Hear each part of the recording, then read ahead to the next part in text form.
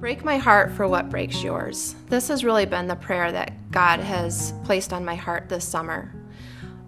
My name is Tammy, and I'm a mom of 3. I've really wanted to go to Haiti since the earthquake, but have been unable to due to scheduling conflicts. And actually, to tell you the truth, I've been scared to get out of my comfort zone. In June, I was able to go with my daughter Lexi, who's 14, on a trip to Haiti with the Compass. I was prepared for poverty, but when we got off the plane in Port-au-Prince, I was just shocked and amazed at the conditions these people live in. They're still intense from the earthquake, and the filth was unbelievable.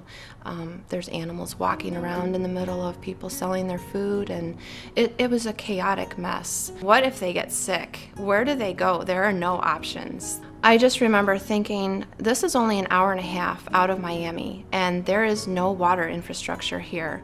How can this be such a third world country when we're so close to the United States? They have no water, and so these children travel for hours and hours back and forth from their homes with jugs in their hands and buckets on their heads. When I was in Haiti, I could look down a dirty creek and see mothers washing their clothes, and then their children bathing in that same water, and then animals bathing and drinking and relieving themselves in the same area that people were drinking water. I came home and felt God really tugging at my heart. God really just said, don't forget the people in Haiti. Don't forget those who break my heart.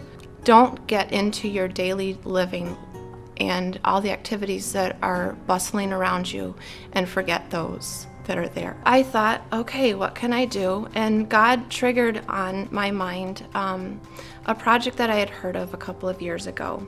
And the Shoeman Water Project was started by the shoeman George. So George the shoeman collects shoes, and then he brings them to places like Haiti and Kenya and South America, all places that need water. And then with the proceeds, George the shoeman is able to dig wells and install water purifications that are so badly needed in those areas. I contacted them in St. Louis and was told that basically I needed to start by gathering 5,000 pairs of shoes. And I just remember thinking, that's 10,000 shoes.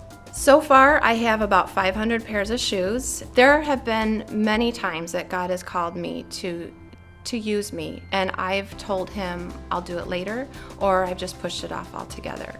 I have decided to obey and listen to what God's calling is. I'm not going to chicken out and say that I'll start tomorrow, because God's work is always in progress. I'm not starting anything new. I can obey and jump on board, or I can let that ship pass me by. And I've come to the realization that with God, all things are possible.